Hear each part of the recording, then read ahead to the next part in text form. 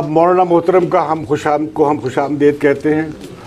مولانا فضل الرحمان واقعی بڑے قابل قدر اور محترم عالم ہیں اور ایک بڑی مذہبی اور سیاسی جماعت کی نمائندگی کرتے ہیں. ان کے پرکھوں نے اور بزرگوں نے جدوجہد آزادی میں بہت کردار ادا کیا ہے جو ہمارے لیے قابل تعظیم ہیں. اور اس کے بعد پاکستان بننے کے بعد سے ان کے والد صاحب اور دیوبند حضرات مکتب کے جو حضرات ہیں علماء کرام انہوں نے پاکستان میں مسلسل جمہوریت کے لیے جدوجہد کی ہے اور آئینی رستہ اختیار کیا ہے. اور 1973 کے آئین کی تشکیل میں بھی ان کا بہت بنیادی کردار ہے. 1973 کے آئین کا جو عمرانی سمجھوتا ہوا وہ لبرل، سیکولر، سوشلسٹ، اسلامسٹ، مذہب پسند تمام حلقوں کے اتفاق رائے کا ایک سمجھوتا تھا جو مصر میں نہیں ہو سکا. مصر میں جو آئی جماعت اخوان المسلمین انہوں نے لحاظ نہیں کیا دوسرے مکتب کے لوگوں کا، اور پھر دوسرے مکتب کے لوگ لبرل حضرات نے خیال نہیں کیا جمہوریت کی اور جا کے فوج سے مل گئے. لہذا وہاں پہ ایک مستقل خانہ جنگی کی اور ایک کرائسس کی صورتحال ہم دیکھتے ہیں. پاکستان میں یہ بہت نعمت تھی کہ یہاں پہ یہ مسئلہ حل کیا جا سکا کہ کس کی حکمرانی ہو. یہ علماء کرام نے اور ہمارے جو آئین کے مصنفین ہیں انہوں نے ایک اچھا رستہ اختیار کیا کہ سوورنٹی جو ہے اقتدار اعلیٰ اللہ تعالیٰ کا ہے to be exercise by the elected representative of the people. ایسا حل مسلم دنیا میں ہمیں نظر نہیں آتا اور ایک کرائسس نظر آتا ہے. اس میں مولانا مفتی محمود، شاہ احمد رورانی، پروفیسر غفور، ذوالفقار علی بھٹو، ولی خان، بزنجو صاحب، ان سب زعماء نے بہت اہم زیرک پن کا اور ہوش مندی کا اور عقل مندی کا اور اسٹیٹسمین شپ کا مظاہرہ کیا. اس وقت آج کی اس مکالمے میں ہم اخباری نوعیت کا مکالمہ نہیں کرنے جا رہے ہیں. مثلا یہ کہ ڈرون حملہ ہوا ہے، مولانا آپ کیا کہتے ہیں، آپ امریکہ پہ کب حملہ آور ہونے جا رہے ہیں، کب ڈرون گرانے جا رہے ہیں، اس طرح کے سوالات ہم نہیں کریں گے. ہمیں آتے ہیں کرنے، وہ ہم بچا رکھتے ہیں اپنے پاکستان ٹیلی ویژن کے لیے، ان کے انٹرویو کے لیے. انہیں تنگ کریں گے. وہ میں پریس کانفرنس کر چکا ہوں اور مولانا ویسے پریس کانفرنس کر چکے ہیں، ان سوالات میں بول چکے ہیں. اسی وجہ سے میں نے کہا تھا کہ آج ہم جو بنیادی بات کرنے جا رہے ہیں، پہلا سوال جو میرا ہوگا، میں پہلے 4-5 سوال بیان کر دوں پھر ایک ایک پوچھوں گا. وہ یہ کہ یہ پاکستان میں جو بحران کس طرح بڑھتا ہوا دیکھ رہے ہیں، خاص طور پہ 2014 کے بعد جب وہاں سے ISAF کی فوجیں چلی جائیں گی اور جو خلا بنے گا تو اس خطے کا خاص طور پہ ہماری جو شمال مغربی سرحدی علاقے ہیں اور پختون بیلٹ سے بھی آگے تک یہ کیسے دیکھتے ہیں، اور اسے پاکستان بطور ایک ریاست کے وہ کیسے، اور یہ بطور ایک شہری کے اس کے اور ایک لیڈر کے اسے کیسے فیس کریں گے. دوسرا سوال جو ہمارے سامنے آ رہا ہے وہ بار بار آ رہا ہے کہ ایک قومی ریاست میں قومی ریاست کے ساتھ اور مذہبی سیاست کرنے والے لوگوں کے درمیان اس سیاست کے درمیان کیا تال میل ہو. کہ امہ کی بات ہوتی ہے اور ملت کی بات ہوتی ہے، لیکن قومی ریاست تو جغرافیائی بنیاد پر ہوتی ہے اور اس کا ایک آئین بنتا ہے جو کہ ایک زمینی آئین ہے. دوسری بات یہ کہ جو تشدد کا سلسلہ چل پڑا ہے، یہ پارلیمانی سیاست کرنے والے ہیں. ہمیں معلوم ہے ان پر دباؤ، جو جہاد پسند یا شدت پسند عناصر ہیں کافی طاقت پکڑ رہے ہیں، ان پر ان کا بہت دباؤ ہے. یہ خود حملے کے شکار ہوئے ہیں، ان پر حملہ کیا گیا، بڑا جان لیوا حملہ تھا وہ. ایک طرف وہ دباؤ ہے، دوسری طرف ہم سے بھی ان کا ایک تضاد بنتا ہے کہ جب اسلامی پروویژن جو ہے کانسٹیٹیوشن کی اور بنیادی حقوق کے درمیان تضاد سامنے آتا ہے. حالانکہ یہ بنیادی جو حقوق کا معاملہ ہے وہ آئین میں طے ہوا ہے اور اسلامی پروویژنز کا معاملہ بھی طے ہوا ہے. اس میں ان کا اصرار ہے کہ یہ آئین کافی گنجائش فراہم کرتا ہے ان کے مقاصد کو آگے بڑھانے کے لیے. پھر یہ جو سوال اٹھ کھڑے ہوئے ہیں اقلیتوں کے حوالے سے، اس میں مسلم اقلیت بھی شامل ہیں. یہ سارے سوالات ہم مولانا سے پوچھیں گے. تو پہلے میں سوال پوچھنا چاہوں گا کہ یہ مولانا کہ قومی ریاست کو آپ کس طرح مشرب اسلام کریں گے. پہلا سوال تو یہ ہے، اور یہ 73 کے آئین میں جو توازن ہے اسے کیسے قائم رکھیں گے. یا اس سے پہلے یہ سوال کہ آپ کیا دیکھتے ہیں خدشات اور خطرات جو سامنے آ رہے ہیں 2014 میں اس امریکیوں کی واپسی کے بعد، اور پاکستان جس جنگ میں مبتلا ہوا ہے، کیا آپ دیکھتے نہیں ہیں کہ ہماری ریاست خدا نخواستہ انتشار کے شکار نہ ہو جائے شمال مغرب سے؟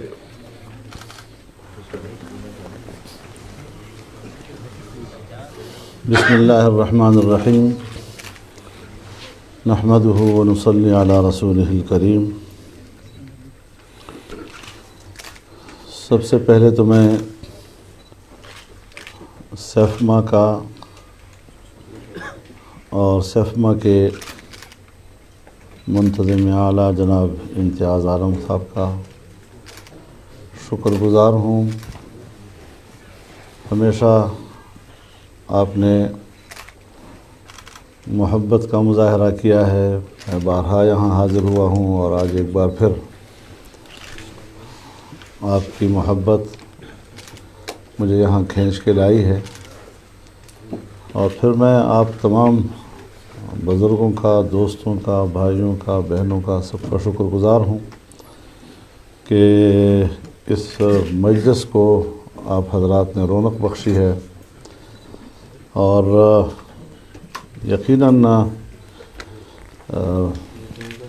یہاں مجھ سے کہیں زیادہ پڑھے لکھے لوگ موجود ہیں، اور جن کو میں استاد کا مقام دیتا ہوں، میں اس ماحول میں خود کو ایک طالب علم تصور کرتا ہوں۔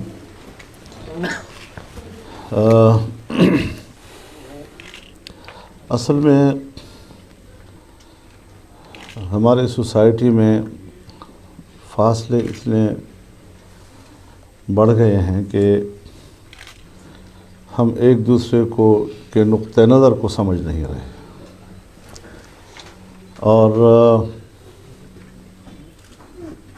جب بھی ایسا ماحول بنا ہے تو الحمدللہ پاکستان کی جو بھی سیاسی قیادت ہے اس نے ہمیشہ ایک بالغ نظری کا مظاہرہ کیا ہے، ایک دوسرے کو سمجھنے اور ایک دوسرے کو گنجائشیں دینے کی اچھی روش کا مظاہرہ ہمیشہ کیا ہے۔ ہم جب آئین پاکستان کی بات کرتے ہیں، اور جس کا حوالہ امتیاز صاحب نے دیا،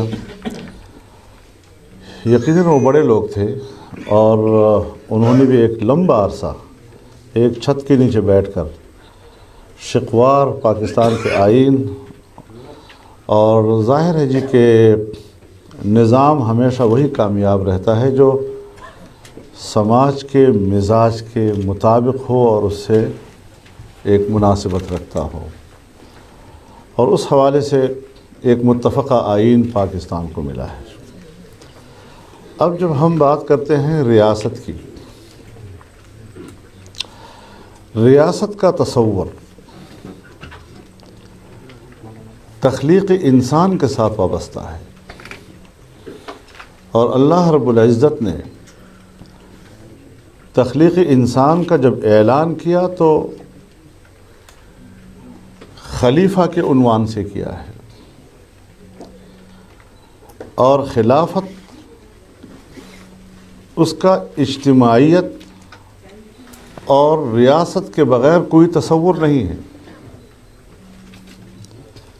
چنانچہ جہاں لفظ خلافت استعمال ہوگا وہاں اجتماعیت کا تصور ہوگا، وہاں ایک نظام کا تصور ہوگا، وہاں ایک سیاست کا تصور ہوگا، اور بعد میں ٹھیک ہے مفکرین نے، میں سمجھتا ہوں شاید انسانی تاریخ میں ارسطو پہلا مفکر ہے کہ جس نے ریاست کی ابتدائی اور مختصر تعریف کی، اور وہ بھی یہی کہ انسانوں کے مل جل کر رہنے کو، اور یہ کہ انسان مدنی الطبع ہے اور ایک تمدنی زندگی اس کے جبلت کے اندر ہے، اس کے مزاج کے اندر ہے۔ چنانچہ انسان وقت کے ساتھ ساتھ شہروں کی طرف، آبادیوں کی طرف سمٹتا رہا ہے، اور ایک ارتقائی عمل سے گزرتا رہا ہے۔ آج کے دور میں جب ہم ریاست کا تصور لیں گے تو ظاہر ہے کہ جہاں ہم معاشرے یا کسی قوم کی اجتماعی زندگی کو سامنے رکھیں گے اور بحیثیت قوم ان کا ایک تصور لیں گے تو ہمیں صرف دین اسلام وہ واحد نظام نظر آتا ہے کہ جس کے اندر ایک جامعیت ہے، جو ریاست کا تصور پیش کرتا ہے، ریاست کے اندر ایک نظام کا تصور پیش کرتا ہے، اور جب انسان سب مل جل کر رہیں گے تو انسان کے ایک دوسرے پر حقوق ہوں گے، ان حقوق کے تعین کا ایک تصور رکھتا ہے، اور جب حق مارا جائے گا تو حقدار کو حق کیسے دیا جائے گا، اس حوالے سے دین اسلام اپنا ایک نظام رکھتا ہے۔ اور آج کے دور میں جب ہم جمہوریت کی بات کرتے ہیں تو ٹھیک ہے کہ لفظ جمہوریت جب ہمارے ماحول میں استعمال ہوتا ہے تو مغرب میں اس اصطلاح کو ڈیموکریسی کے حوالے سے استعمال کیا جاتا ہے۔ ایک جو بنیادی طور پر ایک بڑا تقابل پیش کیا جاتا ہے اسلام اور جمہوریت کا، وہ اس بنیاد پر کہ اسلام اللہ کی حاکمیت کی بات کرتا ہے، ڈیموکریسی میں عوام کی حاکمیت کی بات کی جاتی ہے، تو یہ بظاہر ایک متصادم تصورات ہیں کہ جیسے ایک شرکیہ عقیدہ ہو کہ اللہ کی حاکمیت کے ساتھ عوام کی حاکمیت کا تصور آپ نے وابستہ کر لیا۔ لیکن اگر ہم بحیثیت ایک پاکستانی کے پاکستان کی پہلی دستور ساز اسمبلی کے قرارداد مقاصد کا مطالعہ کریں تو اس میں عوام کے نمائندوں کی وساطت سے ایک نظام حکومت کی تشکیل، لیکن حاکمیت اعلیٰ اللہ رب العالمین کی، اور آج بھی وہ آئین کا ہمارے آئین کا حصہ ہے۔ اور پھر جب ہم ایک مسلمان ریاست میں رہتے ہیں تو اس ریاست کے اندر آئین کہتا ہے، اور آئین ہمیشہ میثاق ملی ہوا کرتا ہے، ایک قومی میثاق کی حیثیت رکھتا ہے۔ آج اگر ہم ملک کے اندر مختلف صوبے ہیں، آج اگر مختلف صوبے میں مختلف چھوٹی قومیتیں ہیں، آج اگر ہمارے ضرورتیں ایک دوسرے سے مختلف ہیں، ہماری ثقافتیں ایک دوسرے سے مختلف ہیں، لیکن پھر ہم ایک پاکستانی قوم کی حیثیت سے ایک قوم کہلاتے ہیں، اور ہم سب کا جو مرکز اجتماع ہے وہ ہمارے ملک کا آئین ہے، جس آئین نے وضاحت کے ساتھ طے کیا ہے کہ اسلام پاکستان کا مملکتی مذہب ہوگا، اسٹیٹ ریلیجز، وہ پاکستان کا اسلام ہوگا۔ اور پھر دائرہ متعین کر دیا ہے کہ جہاں قانون سازی ہوگی تو قانون سازی قرآن و سنت کے تابع ہوگی، اور یہ کہ قرآن و سنت کے منافی کوئی قانون سازی نہیں ہوگی۔ اور ظاہر ہے ہمارے ہاں سب سے بنیادی سوال یہی اٹھتا ہے کہ جی اسلام تو ہمیں قبول، ہم تو کلمہ گو لوگ ہیں، ہم تو مسلمان لوگ ہیں، لیکن یہاں تو اسلام بکھرا ہوا ہے، فرقوں میں بکھرا ہوا ہے، مسالک میں بکھرا ہوا ہے، مذاہب میں بکھرا ہوا ہے، تو ہم کس کی تعبیر کو قبول کریں؟ اور اسلام جس کے نزدیک جو اس کا تصور ہے وہ مختلف ہے، لہٰذا اس مسئلے کو حل کرنے کے لیے اسلامی نظریاتی کونسل وجود میں لایا گیا تھا، جس کے اندر ماہرین قانون بھی اور جس کے اندر ماہرین شریعت بھی، اور ماہرین شریعت میں تمام مکاتب فکر کی نمائندگی، تاکہ وہ اجتماعی طور پر ایک مسلک کی نمائندگی کرنے کی بجائے پورے قوم کی نمائندگی کرتے ہوئے سفارشات دے سکیں۔ ہمارے ہاں عجیب صورتحال ہے کہ اگر بلدیاتی الیکشن کی بات آتی ہے تو پھر تو کہا جاتا ہے جی آئین کا تقاضا پورا کرو، اور اتنا دباؤ ڈالا جاتا ہے کہ جو میں کہوں اس روز آپ نے اس کا الیکشن کرانے ہوں گے۔ لیکن اگر آئین کے ان دفعات کی بنیاد پر اسلامی نظریاتی کونسل کی سفارشات جو متفقہ ہیں، کونسل کے اندر بھی، کونسل سے باہر بھی، اور 40 سال سے آئین کا یہ تقاضا پورا نہیں کیا جا رہا، تو کوئی زبان نہیں ہے جو اس حوالے سے ہلے اور یہ کہے کہ آئین کے اس تقاضے کو بھی پورا ہونا چاہیے۔ اب سوال بنیادی یہ ہے کہ ریاست نے آپ کو رہنما اصول دے دیے ہیں، وہ اجتماعیت کا جو تصور ہے جس کی بنیاد پر ہم نے مل جل کر رہنا ہے اور ایک دوسرے کو برداشت کرنا ہے، ایک دوسرے کو سہارا دینا ہے، اس کی بنیاد پر ہمارے ہاں خلا نہیں ہے۔ لیکن ایک چیز میں ذرا یہاں واضح کر دینا چاہتا ہوں، جس کی طرف آپ نے سوال میں بھی اشارہ کیا ہے، کہ ارتقائی سفر کرتے ہوئے انسانوں کے تمدنی زندگی کو جو ارتقاء ملی ہے، آج اس کی جغرافیائی حدود بھی ہیں۔ کسی زمانے میں اس کی جغرافیائی حدود نہیں ہوا کرتے تھے، آج اس کی جغرافیائی حدود بھی ہیں۔ آج ریاست کی شناخت اس کے جغرافیائی حدود ہوا کرتے ہیں۔ ہم ذرا اپنی ریاست پر علمی نگاہ سے، میں کوئی معروضی سیاست کی بات نہیں کر رہا ہوں جی، علمی بنیادوں پر ہمیں سوچنا چاہیے کہ 67 سال ہو گئے ہیں۔ انڈیا نے تو معاملہ سن 1952 میں صاف کر دیا کہ کشمیر انڈیا کا حصہ ہے اور گلگت بلتستان تک ہمارا جغرافیہ ہے، اور اپنی ریاست کی حدود کا تعین کر دیا، اور آپ پر دعویٰ کر دیا کہ آپ میرے جغرافیے پہ قابض ہیں۔ لیکن پاکستان کہتا ہے کہ کشمیر متنازع علاقہ ہے، یعنی ہم کہہ رہے ہیں کہ ہماری یہ سرحد متعین ہی نہیں ہے، تو آپ کی جغرافیہ نامکمل ہے۔ آپ خود اس کو کہہ رہے ہیں کہ متنازع ہے، ڈیورن لائن ہے۔ آپ ہزار کہیں کہ یہ پاکستان افغان کا ایک سرحدی بارڈر ہے، پاک افغان بارڈر آپ کہتے ہیں، لیکن آپ ہی تو افغانستان سے کہہ رہے ہیں کہ آئیں ہمارے ساتھ بیٹھ کر اس پہ دستخط کریں کہ یہ پاک افغان بارڈر ہے۔ اگر آپ کو شبہ نہ ہوتا اپنے دعوے میں، آپ کو اپنے دعوے میں کمزوری نظر نہ آتی، آپ یہ پریشر افغانستان پر کیوں ڈیولپ کر رہے ہوتے جی؟ تو اس حوالے سے ہم ریاست ہیں، لیکن ریاست ابھی بھی نامکمل ہے، کیونکہ اس کی جغرافیائی حدود جو ہیں وہ شرق میں ہوں یا غرب میں ابھی تک سوالیہ نشان ہیں، اور اس کے لیے ایک لمبا سفر ابھی شاید ہم نے آگے بھی کرنا ہے۔ اب اس صورتحال میں بنیادی چیز یہ ہے کہ ریاست کا ایک نظریہ ہونا چاہیے۔ ہمارا وہ نظریہ متعین ہے۔ سن 1973 سے لے کر آج تک ہم کیا کر رہے ہیں؟ ہم ان کو تو باغی کہتے ہیں جو اسلحہ اٹھا کے کہتے ہیں کہ ہم شریعت مانگتے ہیں۔ یہ بھی مستقل ایک فلسفہ ہے کہ یہ صورتحال کیوں پیدا ہوئی۔ 9/11 تو ابھی نہیں ہوا تھا نا، سوویت یونین ختم ہو چکا تھا، سوویت یونین کے حوالے سے کمیونسٹ سسٹم، کمیونسٹ نظام شکست کھا چکا تھا، لیکن 9/11 تو نہیں ہوا تھا۔ اور 9/11 سے پہلے پراگ میں ناٹو کا اجلاس ہوتا ہے۔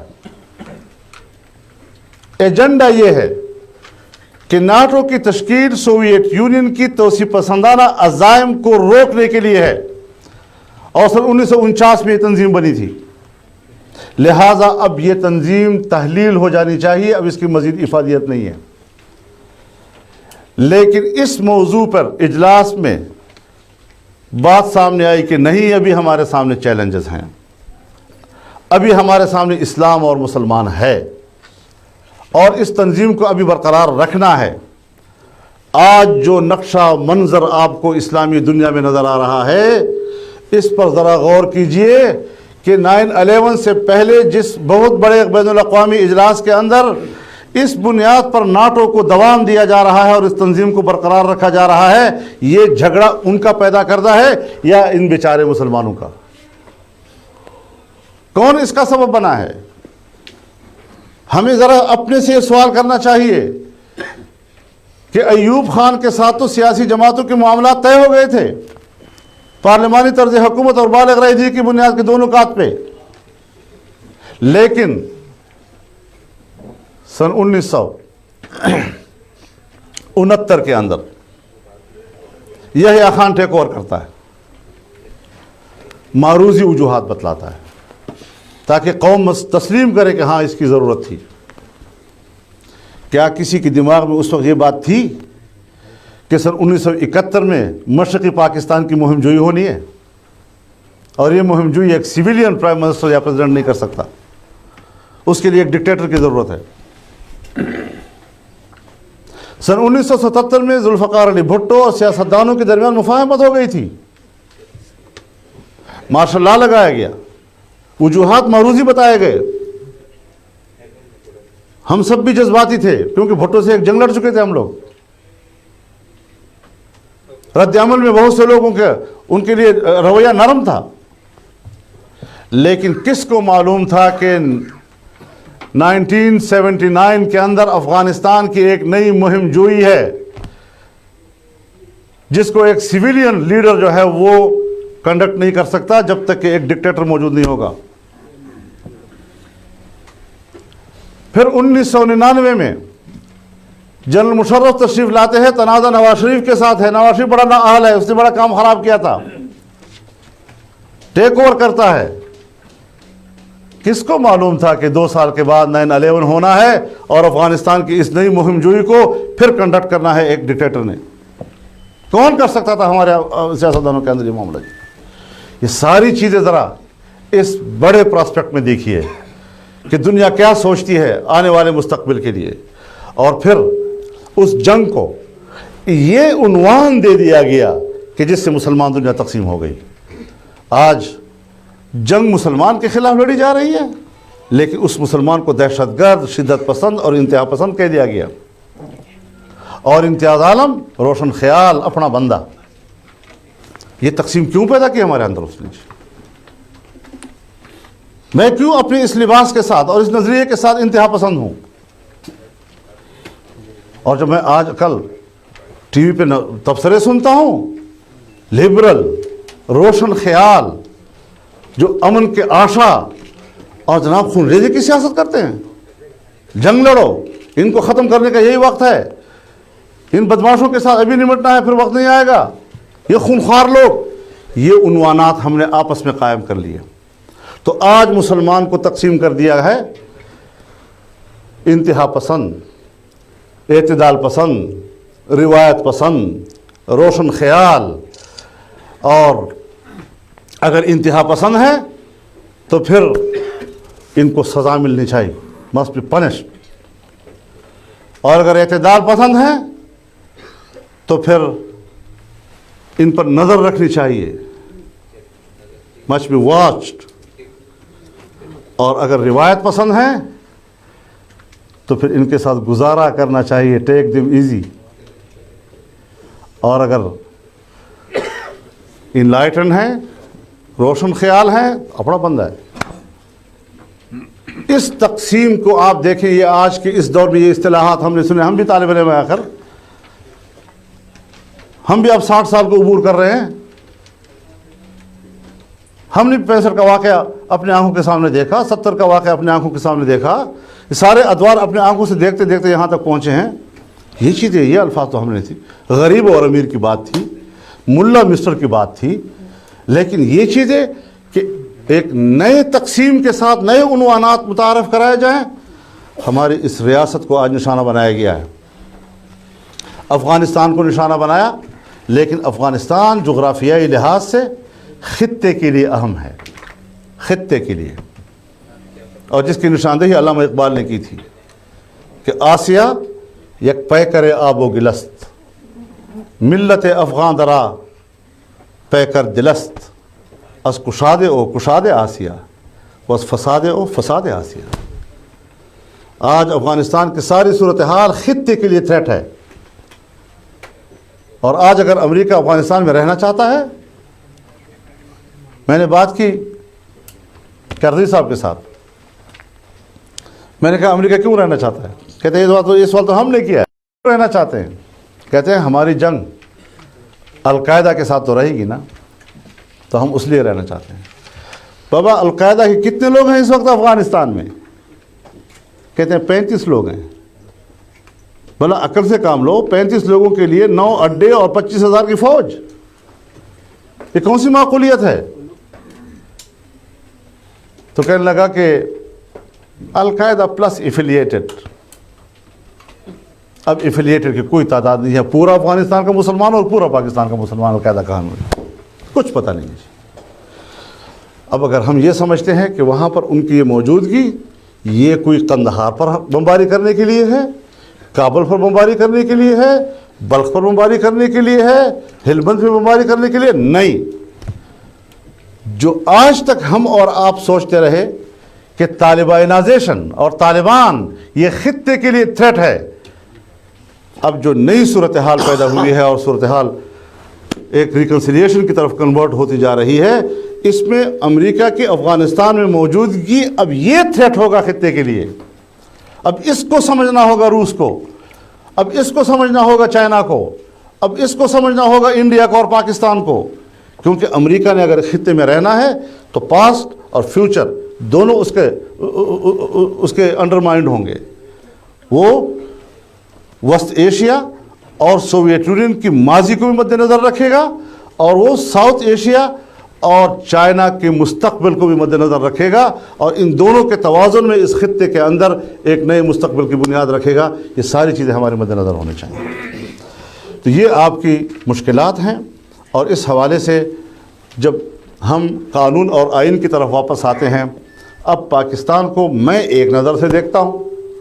میں اس کو ایک اسلامی اسٹیٹ سمجھتا ہوں. آئین کے حوالے سے میں اس کو ایک اسلامی اسٹیٹ سمجھتا ہوں. سیکولر اسٹیٹ نہیں ہے میری نظر میں. لیکن اگر ریاستی اداروں کے مداخلت اور ان کے اثر و نفوذ سے ہم اس آئین کے طے شدہ راستے سے منحرف ہو رہے ہیں اور رفتہ رفتہ ہم غیر محسوس انداز کے ساتھ ملک کو سیکولرزم کی طرف لے جا رہے ہیں، وہ تو ہیں ملک کے وفادار.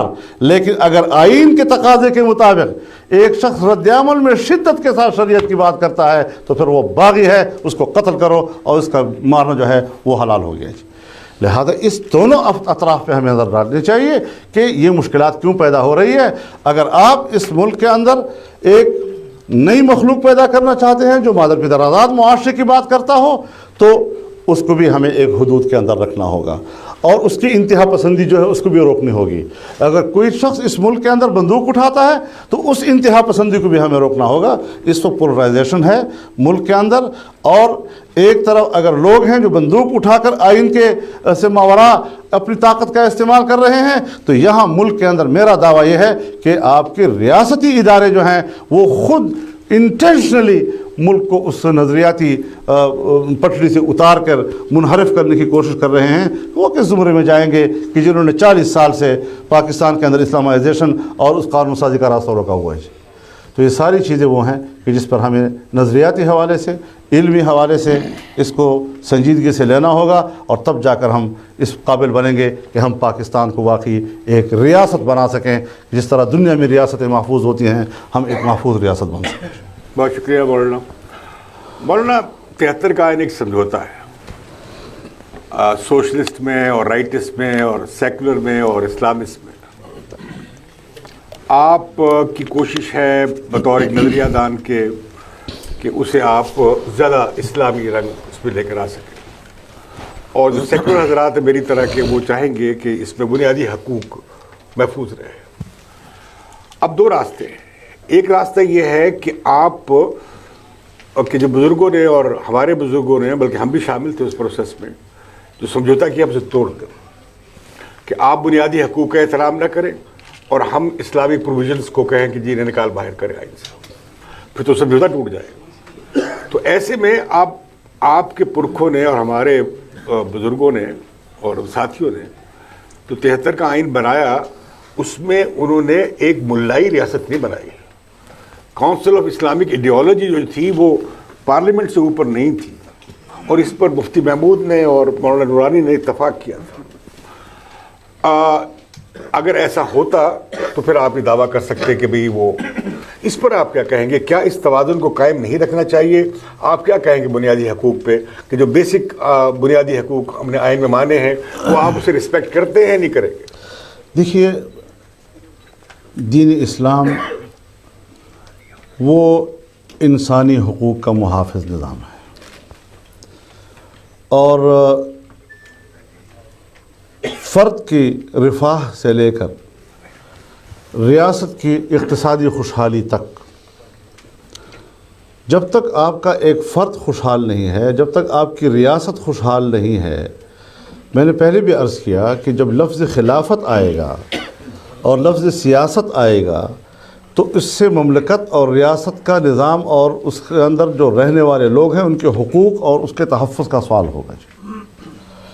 اس میں جان کے حقوق کا بھی مسئلہ ہے، اس میں مال کے حقوق کا بھی مسئلہ ہے، اس میں عزت و آبرو کے حقوق کا بھی مسئلہ ہے، اس میں نسل و نسب کے تحفظ کا بھی مسئلہ ہے، اس میں عدل و انصاف مہیا کرنے کا بھی مسئلہ ہے، اس میں حفظ عقل کا بھی مسئلہ ہے۔ تمام حوالوں سے انسان کی جو ضرورتیں ہیں وہ ان کے حقوق بنتے ہیں، اور ان حقوق کا تحفظ کرنا اور اس کے منافی ہر چیز کو روکنا یہ ایک ریاست کی ذمہ داری بن جاتی ہے۔ جب ہم اس بنیادی نظریات پر متفق ہیں، اس بنیادی اصول پر ہم متفق ہیں، اور جتنی بھی تاریخ اسلام کے ہمارے اکابرین ہیں، چاہے امام غزالی ہیں، چاہے ابن خلدون ہیں، چاہے ابن کثیر ہیں، چاہے ماوردی ہے، تمام دنیا اس بات پہ اتفاق کرتی ہے کہ سیاست جو ہے یہ کس چیز کا نام ہے۔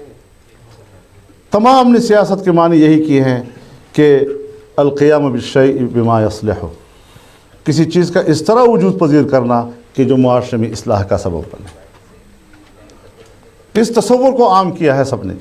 اچھا، یہ جو عالمی حقوق کا اعلان نامہ ہے، بنیادی حقوق کا، انسانی حقوق کا، اس میں آپ اور آپ کی جماعت اور آپ کے مکتب کے لوگ اس پہ کیا کہتے ہیں، جو ہمارے آئین کا بھی حصہ ہے؟ جی، اس حوالے سے میں عرض کروں آپ سے کہ جہاں تک میں نے اس کا مطالعہ کیا ہے، سوائے ایک آدھ شق کے کہ جس پر بحث ہو سکتی ہے، مجموعی طور پر میں آپ سے پھر یہ کہنا چاہتا ہوں کہ چونکہ دین اسلام ایک دین فطرت ہے، اور انسانوں کی بھلائی کے لیے غیر مسلم بھی جب بیٹھتا ہے اور اس کی بہتری کے تصور کے ساتھ اس کے حقوق کا تعین کرے گا تو وہ اسلام سے باہر جا نہیں سکتا جی، کہ اسی حوالے سے اسلام نے اس کا تعین کیا ہے جی۔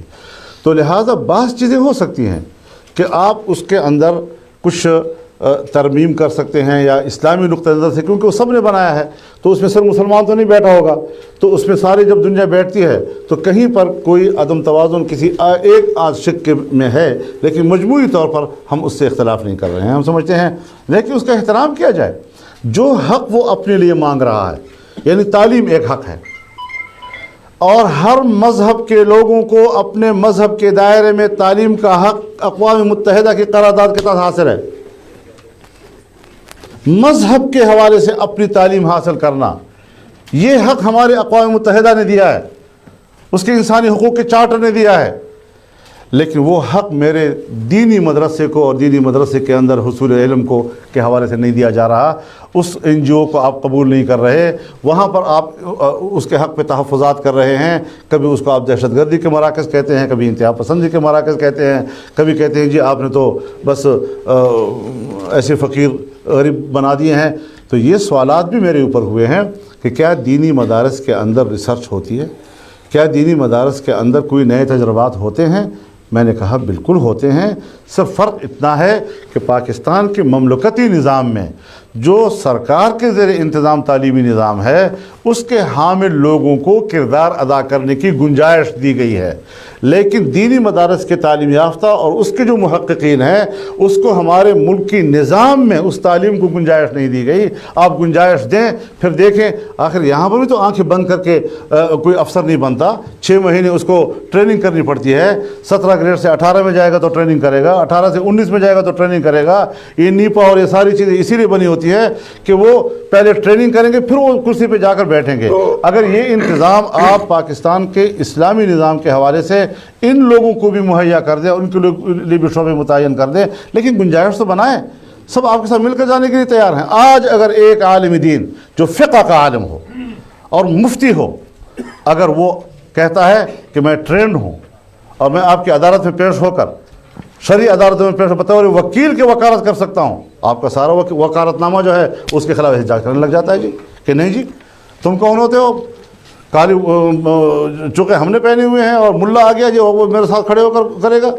اور مجھے پتہ ہے کہ میرے دارالعلوم کے ایک شیخ الحدیث کے گھر میں ایک شخص تشریف لاتے ہیں اور کہتے ہیں حضرت مجھے ذرا بتا دیجئے یہ مشارکت کیا ہے، یہ مزاربت کیا ہے، یہ مرابحت کیا ہے، ذرا مجھے اس کی تفصیل چاہیے۔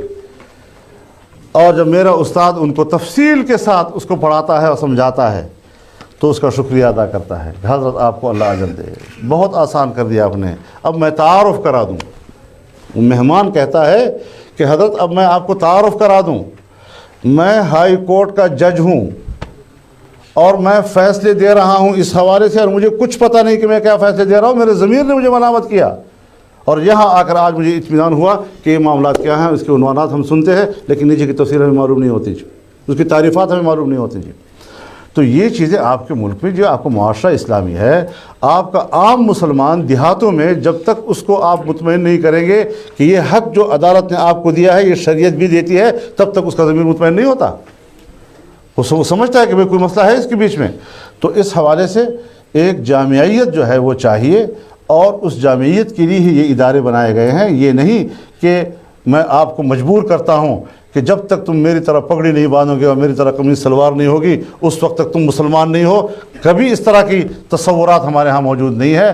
میں آپ کو اسی کوٹ پتلون میں قبول کرنے کے لیے تیار ہوں، بغل گیر ہونے کے لیے تیار ہوں، آپ کو سر پہ بٹھانے کے لیے تیار ہوں، لیکن آپ مجھے مانے تو تھے کہ میں پاکستان کا شہری ہوں، میں اپنی شہریت جی۔ اچھا مولانا، خود کچھ جیکٹ نہ ہاں یہ بھی ان کا معاملہ ہو گیا۔ آپ جو حق مانگ رہے ہیں اپنے مکتب کے لوگوں کے لیے کہ آپ کو آزادی ہو اور اس کے حساب سے پریکٹس کرنے کی اور پرچار کرنے کی، یہ حق آپ دوسرے مکتب کے اور مذہب کے لوگوں کو بھی دیں گے؟ حضرت میں جو آپ سے بات کر رہا ہوں، آپ کیوں سوال کر کے ذہن تبدیل کر رہے ہیں؟ میں کبھی مسلک کی بات نہیں کر رہا ہوں، میں پاکستان کی بات کر رہا ہوں، میں ریاست کی بات کر رہا ہوں، میں قوم کی بات کر رہا ہوں، میں مملکت کی بات کر رہا ہوں، میں اس کی اجتماعیت کی بات کر رہا ہوں۔ خدا کے لیے میں مسئلے کی بات نہیں کر رہا آپ سے۔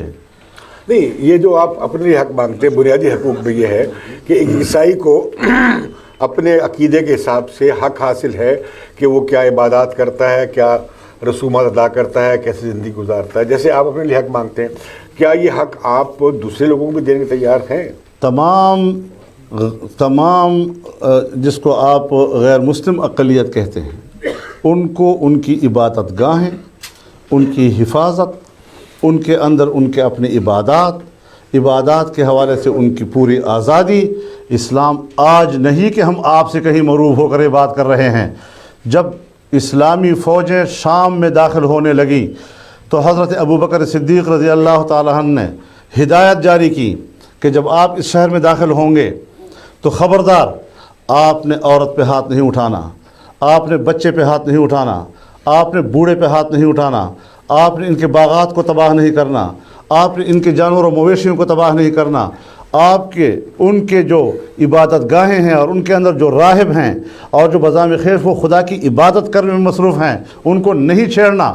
یہ ساری تعلیمات صدر اول میں ہمارے اسلام کے پہلے خلیفہ نے انسانیت کو عطا کیے ہیں، اور آج بھی پوری دنیا اسلام دنیا اس روش پہ جانے کے لیے تیار ہے۔ یہ تو کوئی سوال ہی نہیں ہے جو آپ کر رہے ہیں، اس پہ آپ بات کریں بہت بڑے پراسپیکٹ میں۔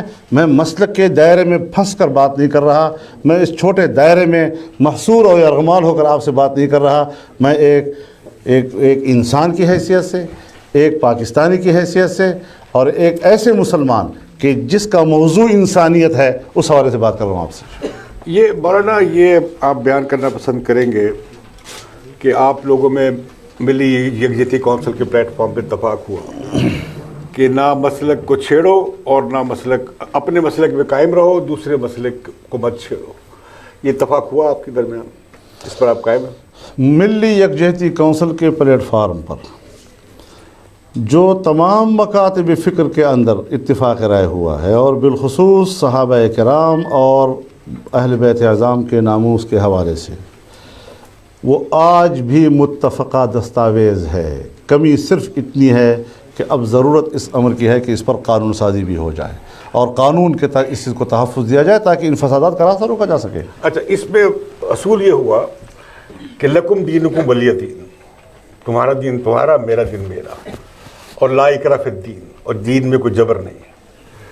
تو ہم جو سیکولر لوگ ہیں وہ بھی یہ کہتے ہیں کہ لا اکراہ فی الدین لکم دینکم ولی دین، آپ اپنا مذہب پریکٹس کریں، میں اپنا مذہب پریکٹس کروں۔ اس پر آپ کا کیا اعتراض ہے؟ جب آپ یہ کہتے ہیں کسی کے مسلک کو مت چھیڑو، اپنا مسلک مت چھیڑو، دس از واٹ سیکولرزم از، یہی سیکولرزم ہے۔ اس پر آپ سیکولر تو آپ کی ساری جمعیت علماء ہند، ہندوستان بھی ہے، مولانا ابوالکلام آزاد جو سیکولر تھے، آپ کی جمعیت علماء ہند کے متفقہ صدر جنہوں نے پاکستان نہیں مانا اور ہندوستانی قومیت کا اتفاق کی حمایت کی، میں ریسپیکٹ کرتا ہوں ان کے بھی اوپر، ان کے خلاف الزام نہیں لگا رہا، وہ سیکولر تھے اور ہیں، ابھی آپ جائیں گے مشکل ہندوستان میں جمیعت علماء ہند کی کانفرنس میں تو وہاں پہ آپ کو سیکولرزم کا وہاں سیکولرزم حلال یا حرام، یہ کیا معاملہ ہے ذرا بتائیں آپ نے. پھر آپ یہ مت کہیں پھر آپ کہ یہ شیعہ بھی کافر ہیں، آپ کے بریلوی بھی کافر ہیں، صرف دیوبندی مسلمان ہیں، یا آپ کے تکفیری اور وہابی بھائی مسلمان ہیں، باقی سب فارغ ہیں، یا آپ یہ کہیں. اس رخ پہ نہ جائیں، اس رخ پہ نہ جائیں. جن کو آپ نے کہا کہ یہ سیکولر ہیں، انہوں نے تقسیم کے فلسفے کو نہیں مانا. آج ہم اس ریاست کے اندر رہ رہے ہیں جو مذہب کی بنیاد پر تقسیم ہوا اور اس کے بعد مسلمانوں کی ریاست پاکستان کہلایا. لہٰذا وہ حوالے وہیں رہ گئے. اب ہم ایک نئی ریاست کے اندر جو لا الہ الا اللہ اور مسلمان کے نام پر مارد وجود میں آیا، ہم نے اب اس ریاست کو جس نظریے کی بنیاد پر مارد وجود میں آیا ہے اس حوالے سے اب بات کرنی ہے. وہ باتیں آپ چھوڑ دو. نہیں اب رہی بات اور ایک مداخلت، اب میری بات تو سنیں نا جی. آپ نے بڑی تحقیق سے ڈر گئے ہیں. ایک وہ یہ کہ پاکستان سارے بر صغیر کے مسلمانوں کے لیے نہیں بنا. اگر بنا ہوتا تو 24 کروڑ مسلمان اس وقت ہندوستان میں نہ ہوتے، اور اگر یہ ایسی ہی مستقل بنیاد تھی تو مشرقی پاکستان علیحدہ نہ ہوتا، اور اگر یہ اتنی ہی یونیورسل بنیاد تھی تو بلوچ حقوق کا نعرہ اور پختون حقوق کا نعرہ، آپ کے والد بزرگوار ان حقوق کی بنیاد پر مستعفی ہو گئے کہ بلوچستان میں حکومت توڑی گئی، یہ پھر یہ مناقشے نہ ہوتے اور صوبائی خود مختاری کے ایشوز نہ ہوتے، اور آپ پولیٹیکل پلیٹ فارم نہ بناتے.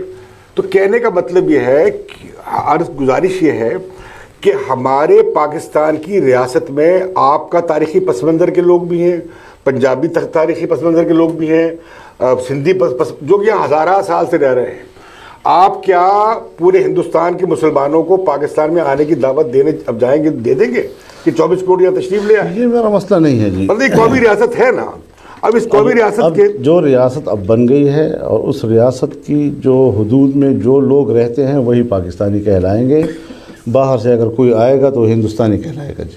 کوئی باہر اور اگر سعودی آئے، کوئی مصری آئے، سعودی اور مصری کہلائے گا. پاکستانی اب نہیں ہوگا، کیونکہ پاکستان نے ایک ریاست کی ایک شناخت جو ہے وہ دنیا میں متعارف کرائی ہے، اور اسی کو پاکستان کہا جائے گا اور اسی کو پاکستانی کہا جائے گا جو یہاں رہتا ہے. جو ایک سوال اور ہے، یہ جو تشدد ایک عرض کرتا ہوں کہ آپ کہہ رہے ہیں مکالمہ مشکل ہے، میں اور آپ بیٹھے مکالمہ کر رہے ہیں، اس میں صرف ایک بات نہیں ہے، وہ ہے تشدد. میرے پاس پستول نہیں ہے، آپ کے پاس سوسائڈ بامبر کی جیکٹ نہیں ہے. یہ جو سوسائڈ بامبر کی جیکٹ بیچ میں آ گئی ہے اور یہ بیچ میں تکفیری حضرات آ گئے ہیں اور یہ جو القاعدہ والے آ گئے ہیں، کیا مجھے آپ بتا سکیں گے کہ کیا اس تشدد کے عنصر کو مذہبی نقطہ نظر سے آپ جائز سمجھتے ہیں؟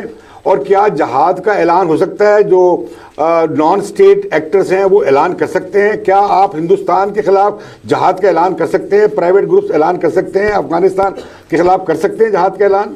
اس کی کیا شرائط ہے؟ میرا دعویٰ یہ ہے کہ دنیا میں امریکہ نے ایک جنگ بھی مسلط کر دی، ہم اس جنگ میں جل بھی رہے ہیں، اور پھر جن لوگوں کے حوالے سے اور جس عنوان کی بنیاد پر جنگ لڑ رہا ہے اس میں یہ سوالات بھی اٹھا رہا ہے تاکہ جو لڑائی ہو رہی ہے دوسرا فریق دفاعی پوزیشن پر بھی رہے، جنگ بھی جاری رہے، اور جنگ ہوگی تو خطے میں وہ موجود رہے گا، جب امن آئے گا تو وہ موجود نہیں رہے گا. تو جمعیت علماء اسلام جو ہے وہ اس تشدد پہ یقین نہیں رکھتی، اور ہم نے واضح طور پر 3 دستاویزات پارلیمنٹ میں پیش کیے ہیں. ایک دستاویز کہ جس میں تمام مکاتب فکر کے علماء، تنظیمات اور شخصیات نے لاہور میں بیٹھ کر ایک متفقہ اعلامیہ جاری کیا، جس میں انہوں نے کہا کہ ماضی میں ہمارے اکابر نے جن جن چیزوں پہ اور اصولوں پہ اور معاملات پہ اتفاق کیا تھا، ہم ان متفقات کو دوبارہ موضوع بحث نہیں بنانا چاہیں گے جی، اس کا انکار کرتے ہیں جی. اس کے بعد جمعیت علماء اسلام نے پشاور میں 25,000 علماء کا اجتماع کیا، اور جس میں تمام اکابر، حتیٰ کہ فضلاء دیوبند بھی اس میں شریک تھے جو اکابر علماء تھے. بلوچستان میں ہم نے 10,000 علماء کا اجتماع کیا، اور ان تمام علماء کرام نے ان تمام واقعات کے ساتھ برات کا اعلان کر دیا. اور پھر اس کے بعد یہ کہا گیا کہ دیوبندی اسلام اور دیوبندی مسلک میں جو ہے شدت پسند ہیں اور ساری تنظیمیں یہ اور وہ. تو پھر لاہور میں دیوبندی علماء 150 علماء کرام کراچی سے لے کر گلگت اور چترال تک اکٹھے ہوئے اور مجتمع طور پر کہا کہ پاکستان کے اندر ہم عذر شرع بھی مسلح جنگ کی اجازت نہیں دے سکتے. جی یہ ساری چیزیں دستاویزات ہیں, ہم نے پارلیمنٹ پہ پیش کی ہیں, لیکن آپ ہیں کہ آپ مذہبی دنیا کی اس موقف کو نہیں پروجیکٹ کر رہے اور آپ اس جیکٹ کو پروجیکٹ کر رہے ہیں, آپ اس خودکش کو پروجیکٹ کر رہے ہیں, آپ اس 10 علماء کو جو داڑھی پگڑی کے ساتھ اسلحہ اٹھائے ہوئے ہیں اس کو آپ پروجیکٹ کر رہے ہیں. یہ جو اس چھوٹے طبقے کی پروجیکشن ہے, یہ آپ کی نیت کا نشاندہی کرتی ہے کہ آپ در حقیقت اس جنگ میں مذہب کو ایک ڈیفینسو پہ رکھنا چاہتے ہیں اور امت مسلمہ کو دنیا جو ہے وہ ڈیفینسو پہ رکھنا چاہتی ہے. لہٰذا اس جنگ کے جو بنیادی اور اصلی عوامل ہیں اکیڈمکلی ذرا تھوڑے سا اس کے اوپر ہمیں غور کرنا ہوگا, ورنہ یہ تو صبح و شام کی ہماری بحثیں ہیں, تھڑوں پہ بیٹھ کر ہم باتیں کرتے رہتے ہیں. اصل عوامل جو ہیں اس کی بنیاد کبھی نہ مسلمانوں نے رکھی ہے نہ ان نوجوانوں نے رکھی ہے. آئین سن 73 میں بنا ہے, جنگ آپ نے 1979 میں چھیڑی, آج آپ تحفظ پاکستان آرڈیننس کے نام سے یہ لا رہے ہیں کہ 1979 کے قانون کو تبدیل کرنا ہے, اور آپ اس میں یہ لکھ رہے ہیں کہ اس وقت جو پالیسیاں اختیار کی گئی تھیں اس نے ہمیں جنگ میں ڈالا ہے اور اس وقت سے ہم حالت جنگ میں ہیں. یہ الفاظ ہیں ان کے اندر, اس وقت سے ہم حالت جنگ میں ہیں. یہ ساری پالیسیاں کس نے بنائی, ہم نے دنیا کی کس ایجنڈے پہ کام کیا, ہم نے کن کن کی خدمات سر انجام دی, قومی سطح پر کتنی بڑی بڑی غلطیاں تاریخ میں ہم سے ہوئی, ہم اس پر جا ہی نہ رہے. آج بھی ہم روزمرہ کے معاملات پر سوالات کر رہے ہیں اور معروضی اور روزمرہ کے معاملات پر ہم بحث کر رہے ہیں. مولانا بہت شکریہ اس بات کا. میں تو ذاتی طور پر اپریشیٹ کرتا ہوں جو آپ نے کہا ہے کہ یہاں پہ علماء اکرام اکٹھے ہوئے اور انہوں نے تشدد کو رد کیا اور پاکستان کے اندر جہاد کو رد کیا. یہ قابل احترام بات ہے, ہم آپ کی مکمل اس پہ حمایت کرتے ہیں. اور یہ بات میں ایک نقطے کو واضح کر دوں, یہ لفظ جہاد جو ہے نا, میری بات سنیں, کیونکہ لفظ جہاد کو رد کیا یہ غلط بات ہے. جہاد میرے جدوجہد بھی جہاد ہے. جہاد کے معنی ہے کوشش, اور آپ جب کوشش کرتے ہیں ایک میدان میں نکل کر اور آپ اپنے آپ کو حق پہ سمجھتے ہیں اور آپ اعلاء کلمت اللہ کے لیے کرتے ہیں, کیونکہ اعلاء کلمت اللہ کے بغیر کوئی جنگ جو ہے جہاد نہیں ہے. لہذا اس حوالے سے ہم غیر مسلح جد و جہد کو بھی جہاد کے زمرے میں لاتے ہیں اور مسلح جنگ جو ہے اس کی ہم ضرورت نہیں محسوس کرتے. آج دنیا جو ہے گلوبل ولیج بن گیا ہے. گلوبل ولیج میں ہم دنیا سے کٹ کر سیاست نہیں کر سکتے, ہمیں دنیا کے معاملات کے ساتھ ایڈجسٹ ہونا ہوگا. یہ بہت اچھی بات ہے کہ آپ تشدد کو رد کر رہے ہیں اور جہاد کی جو دوسری اکبر جو شکلیں ہیں ان کی حمایت کر رہے ہیں کہ جو بندوق والا جہاد ہے وہ جہاد صغیر کہلاتا ہے, اور لیکن وہ 5 ارکان اسلام میں تو نہیں ہے, آپ نے چھٹا نہ بنا دیا ہو. تو وہ گزارش یہ ہے کہ یہ جو آپ کہہ رہے ہیں کہ ایک آدمی آتا ہے آ کے ایک مارکیٹ میں اللہ کا نعرہ لگاتا ہے, نعرہ تکبیر لگاتا ہے اور وہ جیکٹ پھاڑتا ہے اور 50-100 بندے عورتیں بچے جیسے خیبر بازار میں ہوا, اسے آپ کیا قرار دیں گے اور ان لوگوں کے بارے میں کیا کہیں گے؟ کیا اس کو آپ اسلامی ایکٹ قرار دیں گے؟ اس کی بحث آپ مجھ سے نہ کریں نا, میں نے اپنی پوزیشن واضح کر دی. آپ طالبان کو پیغام دے دیں کہ امتیازات مناظرے کے لیے تیار ہے, تو وہ آپ کو جواب دے دیں گے. وہ اہل سنت میں جواب والے کر رہے ہیں. اچھا اس سے بڑھتے ہیں, آپ مجھے یہ بتا, ایک آخری سوال میں کروں گا پھر ہم ہاؤس کھول دیں گے, تھوڑا سا کافی کھول دیں گے.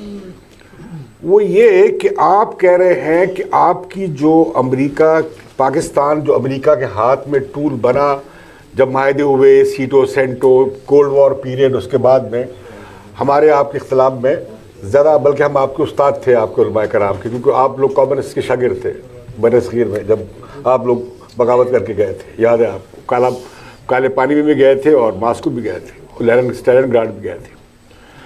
اس میں ہمیں آپ سے اتفاق ہے کہ پاکستان کو امریکہ کا انسٹرومنٹ نہیں بننا چاہیے تھا اور کولڈ وار میں اس کیمپ میں نہیں جانا چاہیے.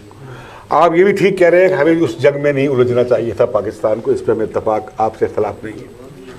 اور یہ بات کہ بھئی یہ تاثر کہ جی روشن خیالی جو ہے وہ امریکہ سے نتھی ہے, یہ بھی میں سمجھتا ہوں ویسی بات ہے, ہم آپ کے بارے میں یا ان کے کسی اور کے بارے میں کوئی ایسی بات کہیں. سوال یہ ہے کہ دکھ کی جو بات ہے اور یہ جو مسلم دنیا کا مسئلہ ہے, یہ ہمارا مسئلہ ہے, یہ امریکہ کا مسئلہ کم ہے, ہمارا مسئلہ زیادہ ہے بطور اس علاقے کے اور خطے کے اور مسلم دنیا کے. ایک یہ کیا یہ ہماری بے تعلیمی، بے علمی، بے عقلی، پسماندگی، تہذیب کا نہ لینا، سائنس کا نہ لینا، علوم کا حاصل نہ کرنا 700 سال سے 800 سال سے، کیا ہماری خرابی کی وجہ ہم خود نہیں ہیں؟ ہم دوش دیتے ہیں کہ امریکہ ایک بیرونی عنصر ہے جو نہیں چاہتا کہ جی مسلم دنیا ترقی کرے، لیکن کیا ہم اس کے خود ذمہ دار نہیں ہیں؟ کیا اس خون خرابے میں یہ شیعہ سنی فساد، یہ بریلوی دیوبندی فساد، یہ جہادی فساد، یہ تکفیری گروپ اور یہ القاعدہ، یہ سارا جو معاملہ ہے، کیا ہم خود اس کے ذمہ دار نہیں ہیں؟ کیا ہمیں خود ایڈریس نہیں کرنا چاہیے اسے؟ یا یہ ہم اپنے شفٹ کرتے ہیں رسپانسبلٹی، یا آپ ڈرتے ہیں کہ اچھا آپ کہیں گے کہ نہیں ہم خود ذمہ دار ہیں تو آپ پہ بھی حملہ آور ہو جائے گا؟ نہیں، میرا خیال میں آپ نے بہت سنجیدہ سوال کیا ہے، اور میں اس پر ذرا تھوڑا تفصیل سے بات کرنا چاہتا ہوں، آپ حضرات کی اجازت سے۔ تھکا دیا میں نے بھی آپ کو؟ نہیں، انٹرسٹنگ بات ہے۔ اس میں کوئی شک نہیں ہے جی کہ ہم پسماندہ بھی ہیں، ہمارے ہاں علم کی بھی کمی ہے، ہمارے ہاں معیشت کی بھی بہت کمزوری ہے، لیکن ذرا دنیا کو بھی ہمیں سمجھنا ہے کہ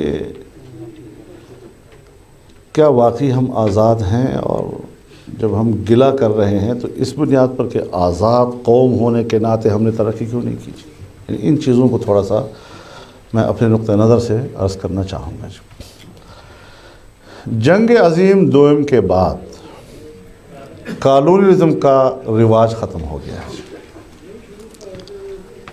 اب نہ برطانیہ جو ہے کہیں پر رول کر رہا ہے براہ راست، اور نہ ہی فرانس کر رہا ہے، نہ ہی امریکہ کر رہا ہے، لیکن ترقی پذیر اور پسماندہ دنیا کو براہ راست غلام بنانے کی بجائے انہیں بین الاقوامی اداروں اور بین الاقوامی معاہدوں میں اس طرح جکڑ دیا گیا ہے کہ طاقتور ملک کو وہ کبھی ترقی کی طرف جانے نہیں دیتے۔ طاقتور ملک عام طور پر اس ریاست کو کہا جاتا ہے کہ جس کا رقبہ بھی بڑا ہو اور جس کی آبادی بھی گنجان ہو۔ جہاں یہ دو چیزیں ہوتی ہیں اس کو ایک طاقتور ریاست کے تصور پہ کہ اس کے اندر پوٹینشل ہے اس ملک کے اندر۔ چنانچہ 3 حوالوں سے دنیا کو بین الاقوامی معاہدات اور اداروں کے توسط سے غلام رکھا جاتا ہے، سیاسی حوالے سے، اقتصادی حوالے سے اور دفاعی حوالے سے۔ ان 3 حوالوں سے پسماندہ اور ترقی پذیر دنیا کو غلام رکھنا اور ان کی ترقی کی حد متعین کرنا کہ اس سے آگے نہیں بڑھنا آپ نے، چنانچہ وہ علم کے میدان میں ہو، جو ٹیکنالوجی کے میدان میں ہو، اقتصاد کے میدان میں ہو، دفاع کے میدان میں ہو، جہاں بھی ہو۔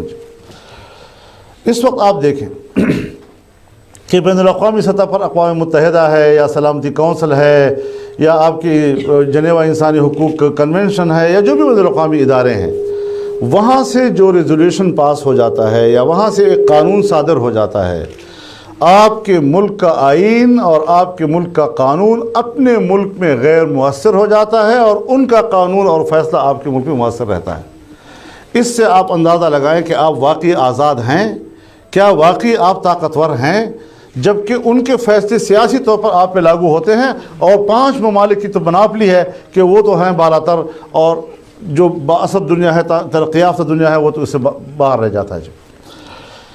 پھر اسی طرح آپ جائیں جی، ہم لوگ اور ہمارا اقتصاد، ہمارا یہ جو موجودہ اقتصادی سسٹم ہے، کیا اس میں ہم آزاد ہیں؟ کیا IMF کے رحم و کرم پر اور ان کے لوگ یہاں آ کر ہمارا بجٹ نہیں بنایا کرتے ہیں؟ کیا اعداد و شمار یہ خود ان کے متعین کردہ نہیں ہوتے جو ہمیں ہاتھ میں پکڑوا کر پھر ہمیں اسمبلی میں کہتے ہیں اس کو پڑھو؟ کیا ایشین بینک اور ورلڈ بینک ان کی امداد اور قرضوں پہ ہم نہیں چل رہے؟ کیا فرانس گروپ اور لندن گروپ کے قرضوں سے ہماری دنیا نہیں چل رہی ہے؟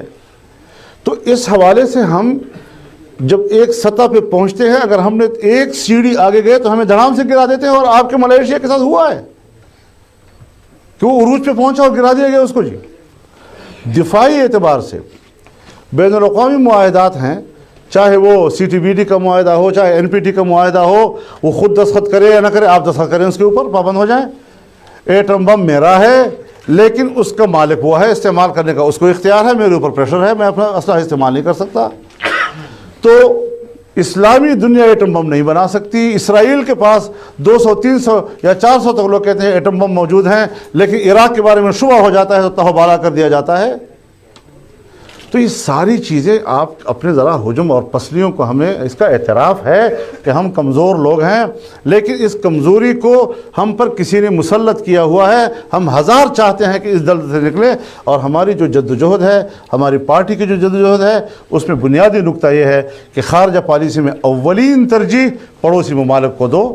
ان کے ساتھ آپ کی جو تجارت ہوگی وہی آپ کے ملک کی اکانومی کو بڑھائے گی، پیداواری شرح کو بڑھائے گی، کیونکہ یہ قریبی ممالک یہ آپ کے ساتھ تجارت کو فروغ دیں گے۔ اسلامی دنیا کو دو، اور وہ ممالک کہ جہاں کی مصنوعات کا معیار پاکستانی مصنوعات کے معیار سے کمتر ہے، کیونکہ تب جا کر ان ممالک میں آپ کے مصنوعات کی طلب بڑھے گی۔ لیکن جن ممالک کی مصنوعات کا معیار آپ سے زیادہ ہے تو پھر تو آپ درآمد کریں گے، برآمدی قوت آپ کی بڑھے گی ہی نہیں، لہذا تجارتی خسارے کے علاوہ آپ کے پاس کچھ ہوگا ہی نہیں سرے سے جی۔ تو اس حوالے سے بھی ہمیں سوچنا ہے کہ بین الاقوامی دنیا کے سامنے اس ولیج کے اندر جو میرا گھر ہے اور جو میرا محلہ ہے، اس کو اس ملکوں نے اور اس سرداروں نے، جو دنیا کے سردار ہیں، بدماشوں نے کس طرح ہمیں ایک شکنجے میں کسا ہوا ہے۔ فکر کی بات یہ ہے کہ آپ کا اور ہماری سوچ میں اختلاف نہیں ہے، مجبوریاں اور مقہوریاں اپنی جگہ پر موجود ہیں۔ اس سے نکلنے کا طریقہ کیا ہے؟ بارہا ہم کہہ چکے ہیں کہ بین الاقوامی دنیا کے ساتھ، امریکہ کے ساتھ، یورپ کے ساتھ ہم بہتر تعلقات اور دوستی کے تعلقات چاہتے ہیں، لیکن موجودہ تعلق کو چونکہ ہم آقا اور غلام سے تعبیر کرتے ہیں، یہ ہمیں قبول نہیں۔ جواب میں ہمیں کیا کہا جاتا ہے؟ کھاؤ گے اس کا تو پھر چلے گی بھی اس کی۔ جب قرضہ اس کا ہوگا، جب پیسہ اس کا ہوگا، وہ حجم میں بڑا ہے، اتنا بڑا امریکہ، اس کے ساتھ برابری کا تصور، یہ بے وقوفی کی باتیں کر رہے ہو۔ تو میں نے ان سے کہا جی ٹھیک ہے، اگر حجم کا توازن وہ دلیل ہے تو پھر چین اور پاکستان کی قوت اور اس کے حجم میں بھی توازن کیا ہے؟ کیا ہم اتنا بڑا رقبہ رکھتے ہیں؟ کیا ہم اتنی بڑی آبادی رکھتے ہیں؟ کیا ہم اتنی بڑی فوج رکھتے ہیں؟ کیا ہماری اتنی بڑی معیشت ہے؟ آج اس کا GDP 11% پڑ گیا ہے اور ہم 1 اور 1.5% میں چل رہے ہیں۔ انڈیا 9 اور 10 پہ چلا گیا ہے، آپ کا بنگلہ دیش جو ہے 7 پہ چلا گیا ہے۔ تو آپ کے ارد گرد اور آپ کے ہم عمر ممالک اور آپ سے چھوٹی عمر کے ممالک آج اقتصادی لحاظ سے پرواز کر چکے ہیں، وہ ٹیک آف کر چکے ہیں، اور آپ زمین میں بیٹھے ہوئے ہیں جی، آپ ابھی ٹیکسی نہیں کر پا رہے۔ تو اب اس صورتحال میں آپ مجھے بتائیں کہ ہم اس نظریے کی بات ضرور کریں گے کہ آج اگر چین ہے اتنا حجم میں بڑا، ہم سے وسائل میں بڑا، ایک سپر طاقت، عام پاکستانی سے گلی کوچے میں پوچھو کہ چین کیسا ملک ہے، کہتے ہیں ہمارا دوست ملک ہے۔ کیا وجہ ہے کہ میرا ایک پاکستانی اس حجم کے تفاوت کے باوجود چین کو دوست کہہ رہا ہے اور امریکہ کو آقا کہہ رہا ہے؟ رویوں کی بات ہوتی ہے نا، ہم سے رویے ٹھیک کر لو، رویے دوستانہ کر لو، ہم آپ کو دوست کہیں گے، دوستوں کی طرح رہنا چاہتے ہیں۔ اتنے طاقتور ہم نہیں ہے کہ دنیا کے ساتھ ہم جنگ لڑنا چاہتے ہیں جی، یہ جنگ کا زمانہ نہیں ہے۔ اور یاد رکھیں، ریاستوں کی قوت 2 چیزیں ہوا کرتی ہیں، ایک اقتصادی اور ایک دفاعی۔ یہ 2 بنیادی عناصر ہوتے ہیں کسی ملک کے۔ نظریہ نہیں ہوتا، نظریے کے تحت ہوتی ہیں ساری چیزیں، لیکن مادی حوالے سے آپ کے پاس 2 چیزیں ہونی چاہیے۔ نظریہ معنوی چیز ہے، وہ رہنمائی کرتی ہے۔ اب یہ 2 چیزیں جو آپ کے پاس ہیں، ایک زمانہ تھا کہ کسی زمانے میں 2 چیزیں بنیادی عناصر ہونے کے باوجود بقا کا دار و مدار دفاعی قوت پر ہوا کرتا تھا، لیکن آج کے اس نئے دور میں بقا کا دار و مدار اقتصادی قوت پر ہے۔ جب تک آپ اقتصاد کے حوالے سے نہیں اٹھیں گے اور طاقتور نہیں بنیں گے، محض دفاعی قوت رشیا کو نہیں بچا سکی۔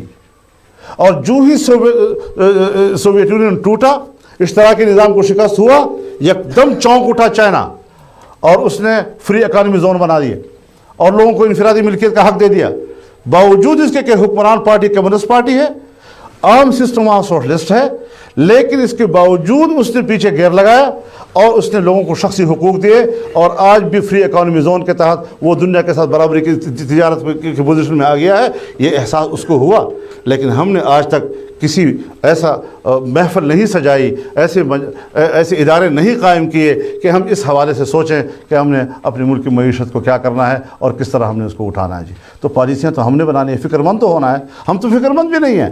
جو ہی آتے ہیں جی IMF سے بات کرو, کتنا قرضہ دو گے جی, امریکہ کتنا امداد دے گا. اب کولیشن فنڈ میں, جب کولیشن سپورٹ فنڈ میں آپ کو 7 ارب سے زیادہ ڈالر ملنے والے ہیں, تو ابھی تک 2-2.5 ارب آپ کو ملے ہیں. آپ کیوں امن لائیں گے جب تک آپ کو وہ پیسہ نہیں ملے گا؟ اس لالچ میں بھی ہم جنگ لڑیں گے کیونکہ پھر ملے گا نہیں. تو یہ ساری چیزیں ہیں کہ جن کی بنیاد. میرا آپ سے آخری چھوٹا سوال ہے, اس کے ہاؤس ہم اوپن کریں گے. آپ کے خیال میں امریکہ جو ہے پاکستان کا, مسلم دنیا کا سب کا ازلی بنیادی پرنسپل بگیاڑ ہے, دشمن ہے؟ اگر یہ تجزیہ ہے تو پھر تو ہم سارے جہادی بھائیوں سے مل کر, القاعدہ والے بھائیوں سے مل کر القاعدہ کا رستہ ہمیں اختیار کرنا چاہیے, لڑنا چاہیے سب کو مل کر. یہ تو پھر براڈسٹ فرنٹ ہے. جس طرح فاشزم کے خلاف جنگ ہوئی تھی, اس طرح میں اور مولانا فضل الرحمان اور القاعدہ والے بھائی اور تکویری بھائی سارے, اور یہ سارے جو فضل اللہ والے قاتل ہمارے عوام کے, سب مل کر ہم جہاد کا اعلان کریں. یہ ایک اسٹریٹجی کی بات ہے. اگر پرنسپل کانٹرڈکشن, بنیادی تضاد امریکہ سے ہے اور باقی سب شاخسان ہیں اس تضاد کے, تو پھر تو میں ان سب کے ساتھ مل کر پھر جھگڑا کس بات کا ہے؟ دیکھیے معاملات پر اختلاف ہو سکتے ہیں, اختلافات ہیں, اور اس پر ایک موقف موجود ہے جس کو آپ تحلیل نہیں کر سکے ہیں. ہم اس موقف کے لوگ ہیں اور ہم نے برملا یہ موقف دیا ہے. لیکن سیاست میں بنیادی چیز آپ کے عقل کا کردار ہے کہ آپ کا عقل اس میں کتنا استعمال ہوتا ہے. جی سیاست نام ہے تدبیر کا, سیاست نام ہے تدبر کا, سیاست نام ہے انتظام کا, سیاست نام ہے مخلوق کی کفالت کا, سیاست نام ہے قوم کی اور انسانیت کی رہنمائی کا کہ جہاں آپ کامیابی کی طرف ان کو لے جا سکیں. وہ عقل کرتا ہے. اور اگر کبھی آپ پر ایسے حالات آ جائیں کہ آپ کا عقل بالکل بے بس ہو جائے اور وہ مجبور ہو جائے کہ وہ جنگ کی طرف چلا جائے, تو یہ آخری مرحلہ ہوتا ہے. وہ شاید اب وہ زمانے گزر گئے ہیں. جی اب ہمیں سیاست, عقل مندی, ٹیکنالوجی, اس کو استعمال کر کے اور دنیا کے ساتھ ہم نے انگیج ہونا ہے اور دنیا کو اپنے بتانا ہے. میں نے تو یہاں پر تمام سیاسی جماعتوں کی رہبران قوم کی موجودگی میں عرض کیا کہ اب کم از کم امریکہ سے اتنا کہہ دیا جائے کہ ہم نے آپ کے منشا کے مطابق بہت قربانیاں دیں, لیکن اب پاکستان کی سلامتی کا سوال پیدا ہو گیا ہے. اتنا حق ہمارا بھی آپ کے اوپر ہے کہ جب پاکستان کی سلامتی کا سوال پیدا ہو تو آپ بھی ہماری سلامتی کا احترام کریں. House is open. پروفیسر صاحب, حسن عسکری رضوی صاحب, چٹ لکھ کے بھیجیے. حسن عسکری صاحب مجھ سے کیوں سوال کریں گے؟ میں ان سے رہنمائی لوں گا, خدا کا خوف کرو یار. آپ کیا سوال؟ میرے بزرگ ہیں, میں آپ کو سنتا رہتا ہوں. جی جناب والا جس طرح کے حالات خالد فاروقی ایڈیٹر ہے آواز کے. اس خطے کے جو حالات بن چکے ہیں اور پاکستان کو جو خطرات ہیں, اگلے سال میں جب امریکہ وہاں سے جا رہا ہے تو پاکستان کے وجود کو وہ کون سے سیریس تھریٹ ہیں, اس کو کچھ ایکسپلین کریں, کیونکہ آپ اس خطے سے بھی ہیں, سیاست میں بھی ہیں, طالبان سے بھی آپ کا ایک تعلق ہے. ان کا سوال یہ ہے کہ آپ یا مہاجر ہوں گے یا وہاں پہ ملا عمر سے شامل ہو جائیں. مطلب یہ کہ ہمیں کچھ وہ سیریس تھریٹ جو ہیں اس کے بارے میں تھوڑا ایکسپلین کریں کہ کیا آپ سمجھتے ہیں. میں جی کہہ رہے آپ ہیں کے فورم پر شاید پہلی مرتبہ کہہ رہا ہوں, لیکن میں نے پارلیمنٹ میں بھی یہ بات کہی ہے کہ جس سرحد کے اوپر 3 دہائیوں سے خون بہہ رہا ہو, بالآخر وہاں حکومتی رٹ پہلے کمزور اور اس کے بعد ختم ہو جاتی ہے, اور یہی چیزیں جغرافیائی تبدیلیوں کا سبب بنتی ہیں. اس چیز کو سمجھ لینا چاہیے. جی مولانا صاحب, اگر 2014 میں نیٹو فورسز امریکہ سے باہر چلی جاتی ہیں, واپس چلی جاتی ہیں, تو کیا آپ سمجھتے ہیں کہ جو آج ڈرون کے ڈر سے چھپ کر بیٹھے ہوئے غاروں میں طالبان, وہ کل ہمارے اسلام آباد میں گھس آئیں گے, ہم پورے معاشرے کو کیپچر کر لیں گے طاقت کے زور پر, اور ہم ڈرے سہمے ان کی ہر بات ماننے پر مجبور ہو جائیں گے؟ 2014 کے بعد ایک آزاد, خود مختار اور جس ریاست کا ہم ذکر کر رہے ہیں جو اسلامی نظریاتی اور ہر حوالے سے بھی ہے, تو وہ ریاست کہاں کھڑی ہوگی؟ یہ باتیں تو سوچنے کی ہیں. میں تو اس بات کا قائل ہوں کہ پہلے تو امریکہ جا نہیں رہا. میں بتا دوں آپ کچھ, جزوی طور پہ جا رہا ہے. ناٹو کے اکثر ممالک جا چکے ہیں, جو باقی ہیں وہ بھی کہیں ہیلتھ اور غیر جنگی جو شعبے ہیں اس میں وہ کردار ادا کر رہے ہیں. لیکن امریکہ بہرحال رہنا چاہتا ہے وہاں پر، اور میں نے جیسے عرض کیا کہ اس کا آنے والے مستقبل میں بہرحال اس کا اپنا ایک مائنڈ سیٹ ہے، اور کیا اس کے سوچ میں ہے وہ سارا، جس کے لیے اس نے 11 سال 12 سال انویسٹ کیا ہے، وہ کوئی بلا وجہ نہیں کیا اس نے. لیکن یہ کہ افغانستان کے اندر ہم بطور ایک جماعت کے یہ نظریہ رکھتے ہیں کہ افغانستان سے غیر ملکی فوجیوں کے انخلاء کے مطالبے پہ قائم رہتے ہوئے ضروری اور لازمی سمجھتے ہیں کہ داخلی طور پر بھی وہاں سیاسی مفاہمت ہو. اگر بین الاقوامی قوتیں چلی جائیں تو روس بھی چلا گیا تھا اور ہم نے بڑے نعرے لگائے کہ ہم نے شکست دی اور روس نکل گیا، لیکن افغانستان داخلی جنگ کی طرف چلا گیا. لہٰذا داخلی جنگ سے بچانے کے لیے پلس کیا جائے اس کے ساتھ کہ اگر بین الاقوامی فوجیں نکلتی ہیں اچھا فیصلہ ہے، لیکن ساتھ میں وہاں افغانستان کے اندر ایک مفاہمتی عمل بھی شروع ہو. اور میں اگر 8 سال کے بعد کرزئی کو ملنے کے لیے گیا ہوں افغانستان تو اسی نظریے کے تحت گیا ہوں، اور ظاہر ہے آپ کے بھی نوٹس میں ہوگا کہ میں نے کوئی طالبان سے رائے نہیں لی اور نہیں کوئی ایسی بات سامنے آئی ہے کہ ان کو میرا جانا اچھا لگا ہو. لیکن میں ان کے حق میں یہ بہتر سمجھتا ہوں کہ ریکنسیلیشن جو ہے افغانستان کی داخلی وہ ضروری ہے، اور اس کے بغیر افغانستان کا مستقبل پھر اسی کے اثرات ہمارے اوپر پڑتے ہیں نا جی. اگر وہاں معاملہ بہتر ہو جاتا ہے تو بہتری کے اثرات بھی ہماری ریاست پہ پڑیں گے انشاءاللہ. مولانا صاحب یہ فرمائیے گا کہ امریکہ نے جس طرح کون بول رہا ہے؟ اچھا، جس طرح امریکہ نے مسلمانوں کا قتل عام کیا ہے اور پوری دنیا کو جو ہے انتشار کی طرف بڑھایا ہے، تو آپ سمجھتے ہیں کہ امریکہ کے خلاف جہاد ہونا چاہیے؟ یہ سارا قصہ جو میں نے سنا ہے زلیخا اور یوسف کا، ساری رات انہوں نے کہا ابھی وقت نہیں آیا، اس کا تیاری کرنی چاہیے. اب بات یہ ہے اور جنگ و جدل کا کہ طاقت کے استعمال کے 10 سال 11 سال ہو چکے ہیں، اور ہم ذرا اپنے پر رحم کریں کہ 1979 سے اس خطے میں جنگ ہو رہی ہے. افغان قوم کی تیسری اور چوتھی نسل ہے جو جنگ میں پیدا ہو رہی ہے. آپ اس میں جل رہے ہیں، خطے کے لیے تھریٹ ہے. بارہا ہم نے کہا ہے، منموہن سنگھ کے ساتھ میرے 2 میٹنگیں ہوئی ہیں، یہی میں نے ان کے سامنے نظریہ پیش کیا ہے کہ اس کو ریجنلائز کرو. یہ صرف افغانستان یا پاکستان کا مسئلہ نہیں ہے، اور جب تک خطے کے بڑے ممالک سر جوڑ کر اس موضوع پہ نہیں بیٹھیں گے، امریکہ پرابلم جو ہے وہ صرف افغانستان کا یا پاکستان کا نہیں ہے، یہ پورے خطے کا معاملہ ہے. تو اس تفسیر کو دوبارہ تکرار کرنے والی باتیں ہوں گی. ایک اگر آپ سب بڑے جید جرنلسٹ ہیں، ایکسپیرینسڈ ہیں، مولانا نے 2 باتیں کی ہیں. ایک تو یہ جس سرحد پہ 30 سال سے جنگ ہو رہی ہو وہاں پہلے ریٹ کمزور ہوتی ہے پھر ختم ہو جاتی ہے. اس بیان کی سگنیفیکنس پہ آپ ذرا غور کریں. سمجھ آتی ہے. اور دوسرا انہوں نے کہا ہے کہ امریکہ فوجوں کی واپسی تو ٹھیک ہے، یہ ہونی چاہیے، یہ تو قائم اصول، لیکن غالباً انہوں نے یہ واضح کھلے طور پہ کہے بغیر یہ کہا ہے کہ جو ریکانسیلیشن کا پروسیس جو خلا ہے اس میں نہیں چل سکے گا. جس طرح انہوں نے کہا ہے کہ سوویت یونین کے جانے کے بعد ہم نے بڑے نعرے لگائے کہ بھگا دیا اور شکست دے دی، لیکن وہاں پہ خانہ جنگی آ گئی. تو یہ اصل میں وارن کر رہے ہیں کہ آپ خلا پیدا ہونے پر ڈونگرے بسانے کے بجائے اس کا سوچیں. نہیں، برطانیہ کو نکالنے کے لیے ہم نے 100 سال جنگ لڑی، لیکن جب وہ جانے کے ماحول بنا تو مذاکرات بھی چلتے رہے، اور ہندوستان کے ساری قیادتوں کے ساتھ بیٹھتے رہی. اور بنتا ہے خبر کا کہ مولانا یہ کہہ رہے ہیں کہ افغانستان میں سے فوجیں جا رہی ہیں جو خوش آئند قدم ہے، لیکن ریکانسیلیشن اس کی لازمی دوسرا پہلو ہے جسے نظر انداز کرنا تباہی کا باعث بنے گا. میں نے ٹھیک سمجھ کیا آپ کو؟ آپ نے ٹھیک کہا ہے، لیکن شرارت کو بیچ سے کاٹ دو باقی ٹھیک ہے. شرارت نہیں ہے، مسکراہٹ ہے. جی اب آپ بتائیے فاروقی جنگ سے چاہتا ہوں کہ آپ نے یہ کہا کہ آپ کی طرف سے بھی اور دوسری مذہبی ہماری جو جماعتیں ہیں ان کی طرف سے بھی یہ کہا جا رہا ہے کہ یہ دہشت گردی کے خلاف جو جنگ ہے یہ ہماری نہیں ہے، یہ امریکہ کی جنگ ہے جو ہم پر مسلط کی گئی ہے اور اسی کے یہ ہم نتائج بھگت رہے ہیں. تھوڑا سا پیچھے چلے جائیں، میرا خیال اس کے بغیر بات مکمل نہیں ہوگی. کیا جو نور محمد ترکی کی حکومت کے خلاف ایک انویژن جو ہوا تھا ادھر سے، جو اس وقت جو ہم نے جہاد شروع کیا تھا، کیا وہ ہماری اپنی جنگ تھی؟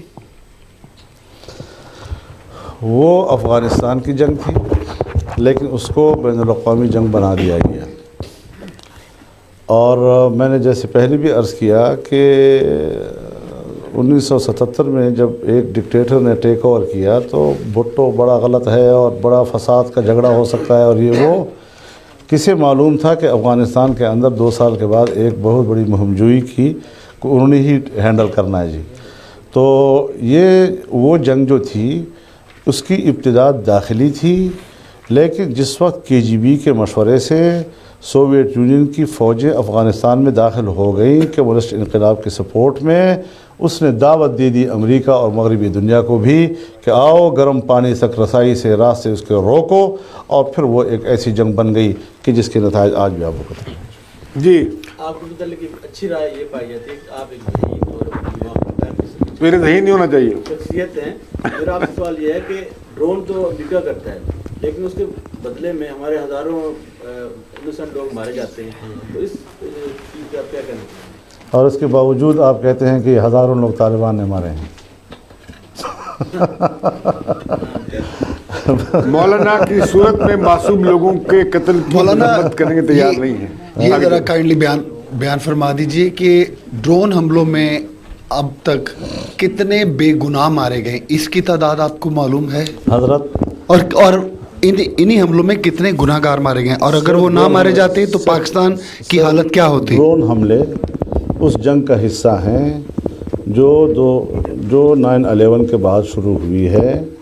ارتقائی طور پر اس میں یہ عنصر شامل ہوا ہے. یہ نہیں کہ ڈرون کوئی الگ شے ہے اور جنگ کوئی الگ شے ہے. اس مجموعی جنگ میں جو اب تک، جس کو ہم نے بڑے اچھے جذبے اور ریاست کی ضرورت اور اس کی ناگزیر حیثیت کو سمجھتے ہوئے کی ہے، ہمارے 50,000 وہ لوگ جو جنگ کا حصہ نہیں شہید ہو چکے ہیں.